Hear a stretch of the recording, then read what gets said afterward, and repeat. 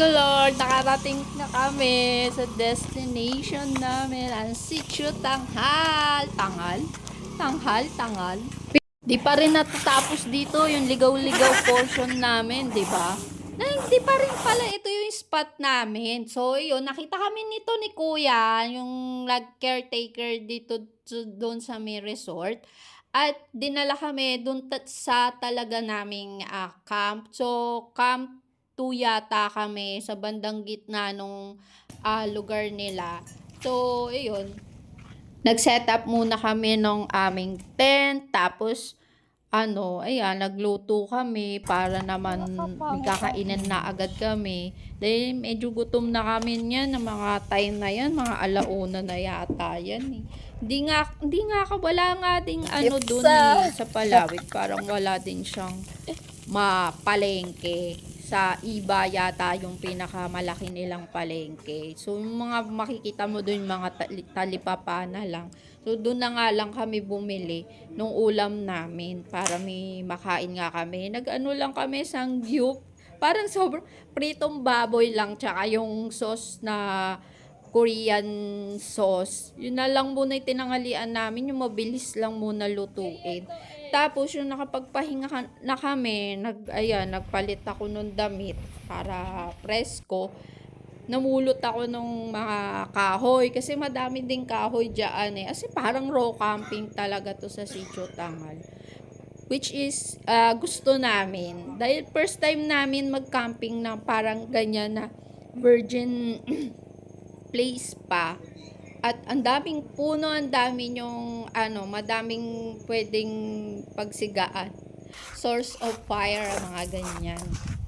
Sobrang ganda dito para sa presyo nilang 200 for 3 days na yun 3 days, 2 nights. Napakamura niya, 200 lang per pax. Tapos free tent pitching na. Tapos dun sa di kalayuan mula dun sa camp namin, meron siyang source of electricity. Pwede ka dumagsaksak mag-charge o something na kailangan mo ng electricity. May 100 pesos lang for 3 days, 2 nights naman na yon.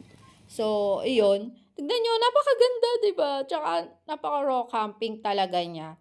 Medyo meron lang kaunting kalat dahil nga doon sa mga nakaraan na nag-camping na hindi nila nililinis. Kung sana sa mga susunod na mag-camping, pagka yung kalat nyo, lagay nyo na lang din sa trash bag. Tapos tapon nyo. Meron namang nag-aano na tuwing gabi. May nagpupunta doon na may basura ba, ganyan, nagtatanong. Bigay nyo na lang, hindi yung kung saan nyo na lang din ilalagay yung kalat nyo. Resort ay may tindahan dito. Isa lang yata yung tindahan. So, yan dito ako tinuro 5:30 na ng hapon.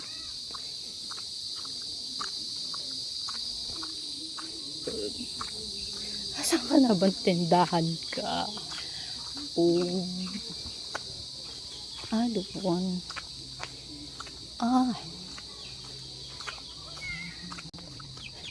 So, dito sa sitio, Camp Sitio Tinghal ay may tindahan sa kabila. Si Aling Store. Here.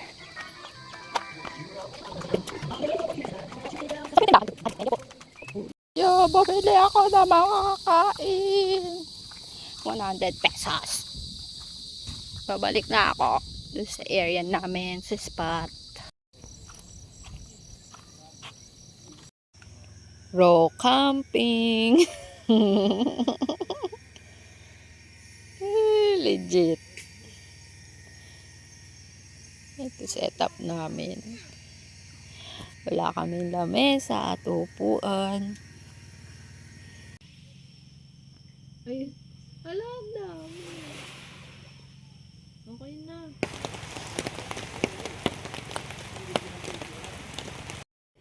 Ayun, nabutan nga kami ng ulan at ang daming kaganapan. Yung swimming lang naman kami. Sumunod nga pala yung kapatid ko. So, linggo na yata sila nakasunod. Then, ayan, Lunes ng umaga. Ayan, nag-ano na kami, likpit-likpit na kami. Tapos, kumain muna kami ng time na yan kasi sasabak na naman kami pabalik doon sa malubak na yun, baka mabusog.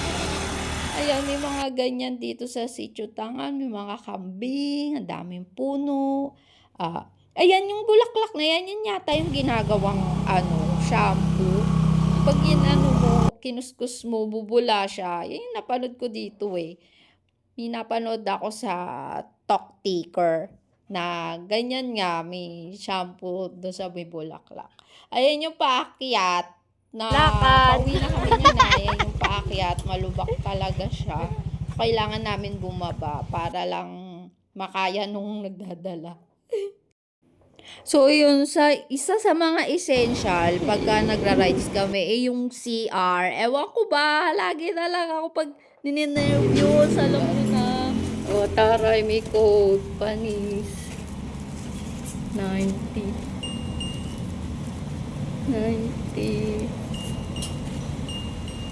May nararamdaman akong kakaiba at gusto kong ilabas sa CR. Tignan nyo naman yung napunta namin CR.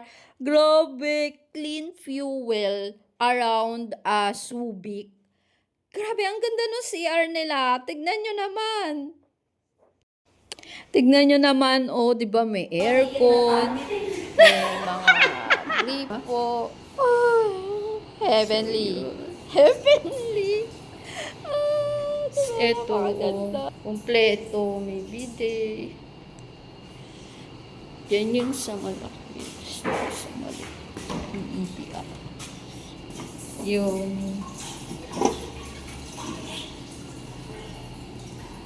malinis. Etong isang nila walang bidet. Dito meron. So, dito ko na.